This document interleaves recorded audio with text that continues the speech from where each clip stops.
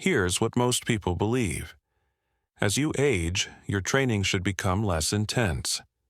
You should do lighter weights, you should do easier cardio, you should essentially accept that your body's capabilities are declining and modify your training accordingly. This is the standard guidance. Doctors recommend it. Fitness professionals teach it.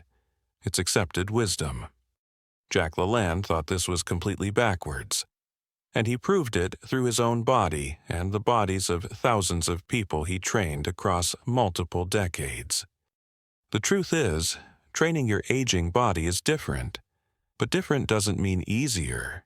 Different doesn't mean declining. Different means applying the right principles in the right way at the right time. And when you do it correctly, your body doesn't decline, it transforms. This is the complete anti-aging training protocol that Jack LaLanne developed. A system that he refined across 7 decades and used to train people in their 60s, 70s, and even 80s to perform athletic feats that would be impressive at any age. Let's start with the fundamental philosophy. Jack's core belief was this: the aging body doesn't need less stimulus. It needs different stimulus. It needs stimulus that respects where the body currently is while progressively demanding more. It needs careful progression, but it needs progression nonetheless. The key word here is progression.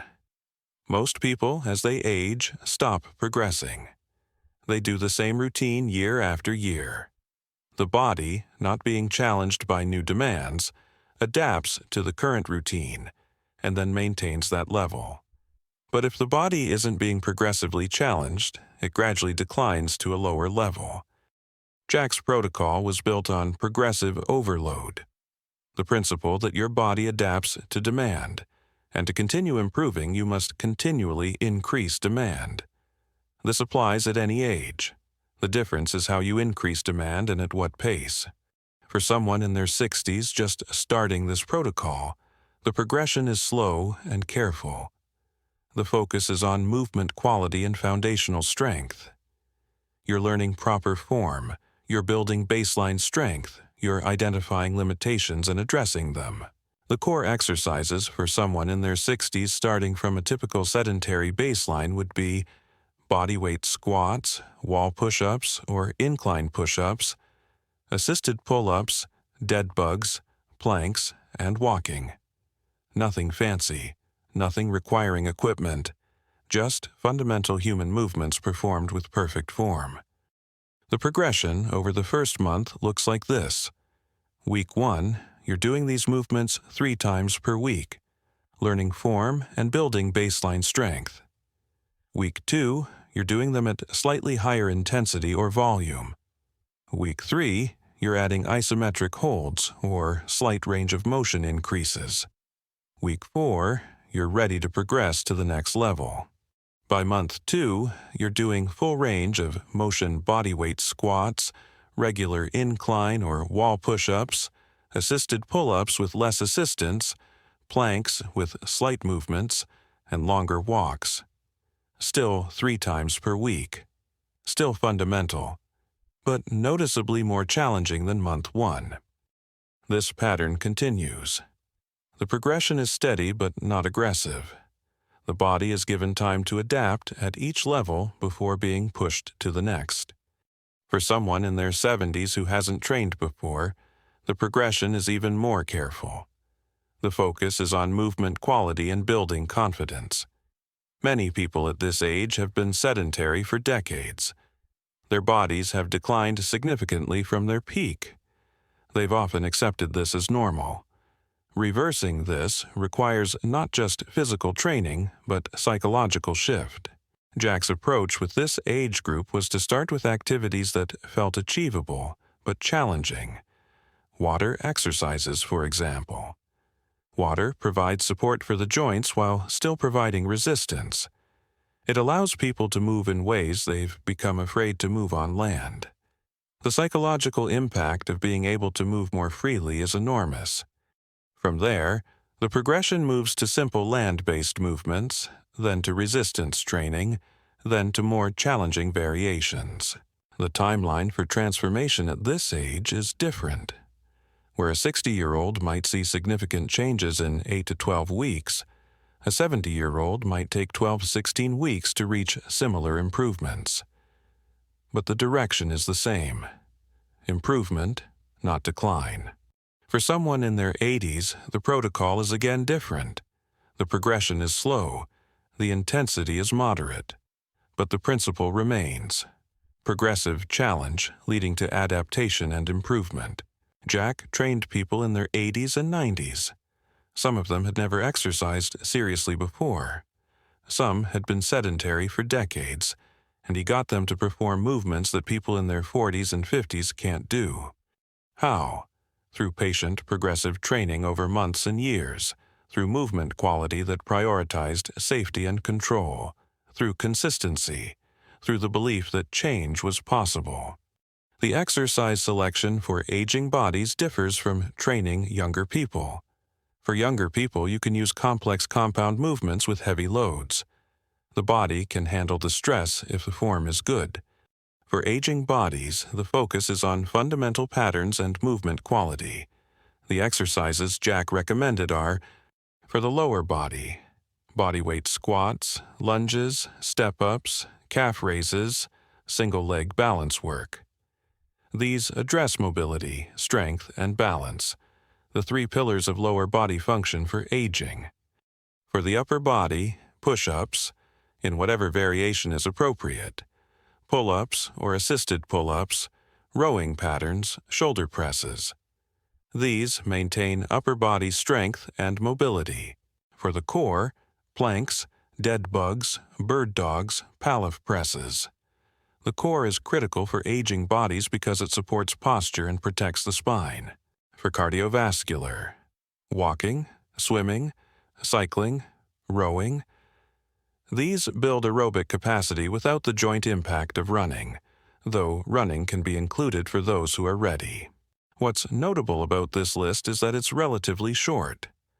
Jack wasn't interested in creating massive workout variety. He understood that for aging bodies, consistency with fundamental movements produces better results than constantly changing exercises. Recovery is where aging training differs most significantly from training younger people. Younger bodies recover quickly. Older bodies need more recovery time, but they also adapt to training stress if given proper recovery. Jack's recovery protocol included sleep, non-negotiable, 7 to 9 hours nightly. He structured his entire life around getting good sleep because he understood that adaptation happens during sleep. Nutrition, not just calories and macros, but quality. Whole foods, the juice protocol he popularized. Good protein, vegetables, fruits, nothing processed. Active recovery, light movement on rest days. Walking, stretching, mobility work, not intense but moving the body. Hydration, critical as the body ages. Thirst sensation diminishes. Water needs to be consumed proactively, not in response to thirst. Stress management. This is often overlooked in training protocols, but chronic stress impairs recovery. Jack built relaxation and peace into his daily routine. The nutrition timing with training is important. For aging bodies, the window for post-workout nutrition is actually broader than for young people. An older person can eat a meal 2 to 3 hours after training and still get benefit. But optimal timing is still helpful. Immediately post-workout. A small amount of carbohydrate and protein. This replenishes depleted muscle glycogen and provides amino acids for muscle repair. This can be as simple as a piece of fruit and a glass of milk. Within 2 hours, a full meal with protein, carbohydrates, and vegetables. This provides sustained nutrition for recovery. The nutrition supports the training, but it's not separated from the overall diet philosophy. Jack didn't believe in complex supplementation strategies. He believed in eating whole foods consistently, with the juice protocol ensuring concentrated nutrients daily. The mindset shifts are perhaps the most important part of this protocol, though they're rarely discussed in training literature. When you're 60, 70, or 80 years old and you haven't trained seriously, your mind is filled with beliefs about what your body can and can't do. These beliefs are usually based on comparison to your peers, most of whom are also sedentary and declining. Jack worked to shift this mindset. He would say things like, "You're not trying to compete with your younger self. You're competing with where you were last week. Can you do one more repetition than you did last week? Can you hold a plank 1 second longer? Can you walk a bit further? That's progress." This reframes training entirely. You're not trying to become young again. You're trying to become stronger than you were. You're trying to improve from your current baseline. Every small improvement is success. He also emphasized the power of belief. When someone sees themselves do something they thought was impossible, it changes their belief about what's possible. A 70-year-old who hasn't done a push-up in 40 years, when they do their first push-up in decades, experiences a profound psychological shift. Suddenly, other things seem possible too. This belief then translates into motivation and consistency. People who believe they can improve will show up to train. People who believe they're in inevitable decline will skip workouts and slide backwards. The real results from people following this protocol are remarkable. Jack trained hundreds of people over his lifetime. People in their 60s, 70s, and 80s came to him out of shape and sedentary, and they transformed. One particularly well-documented example is a woman in her 70s who came to Jack completely deconditioned. She couldn't walk upstairs without getting winded. She had accepted that this was how aging was supposed to be. Within 6 months of following his protocol, she could do multiple pull-ups and perform complex movements with perfect form. More importantly, she could walk upstairs without getting winded, play with her grandchildren, and live a life of vitality instead of decline. This transformation wasn't unique. It was typical of what Jack achieved with people in this age group. The timeline of transformation is important to understand. You won't see results in 1 week. You might not see significant results in 1 month. But by week 6 to 8, most people notice something. Movements feel easier. Energy levels improve. Sleep quality improves. Small visible changes appear. By 3 months, the changes are noticeable to others. People comment on improved posture, increased energy, visible muscle definition, more confidence in movement. By 6 months, the transformation is dramatic.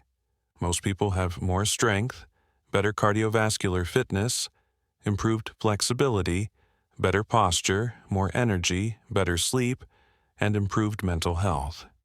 By 1 year, the transformation is complete in terms of establishing new baseline. The body has adapted to the training stimulus and is significantly more capable than when starting. But this assumes consistency. This assumes showing up most days to train. This assumes following the recovery protocols. This assumes the nutritional support. It's the totality of the system that produces the transformation. One thing Jack emphasized was adaptation to limitations and injuries. Not everyone can do everything. Some people have joint issues, some have had surgeries, some have limitations from past injuries. Jack's approach was to find exercises that worked within the person's current limitations, and then progressively expand the range of capabilities. Someone with shoulder issues might do modified push-ups that don't stress the shoulder, while also doing gentle shoulder mobility work to gradually improve shoulder function. Over time, as mobility improved and strength increased, the person could do more challenging variations. The limitation didn't prevent progress. It just modified the path of progress. This is important because most people, when they encounter a limitation, use it as an excuse to not train. Jack used it as information about where to start and how to progress carefully. The final piece is understanding that this isn't a short-term program. This is a lifelong approach to training. Jack trained this way for 70 years. His clients who followed this protocol continued indefinitely. The results compound over time. After 2 years of consistent training, a 65-year-old following this protocol will be stronger and more capable than they were at 50 if they were sedentary during their 50s. After 5 years, the transformation is comprehensive. The person has reclaimed decades of lost capability and vitality. This is the anti-aging protocol. Not a supplement, not a medication, not a quick fix, but a systematic approach to progressive training, proper recovery, good nutrition, and mindset shift that allows the aging body to improve, strengthen, and transform. And the most important part, it works. Jack LaLanne proved it through his own body at 96. His trainees proved it throughout their lives. And it's available to you right now. All that's required is the decision to start. Now, if this training protocol for aging bodies changed your understanding of what's possible as you age, hit that like button. This message needs to reach people who've accepted decline as inevitable. Show them that transformation is possible at any age. And if you want the complete blueprint for implementing this in your own life, subscribe and turn on notifications for Part 2, where we'll break down the specific workouts week by week. Drop a comment below. What's holding you back from starting a training protocol? Is it fear, uncertainty about what to do, past injuries, or something else? I read every comment and I want to understand what's stopping you so I can address it directly.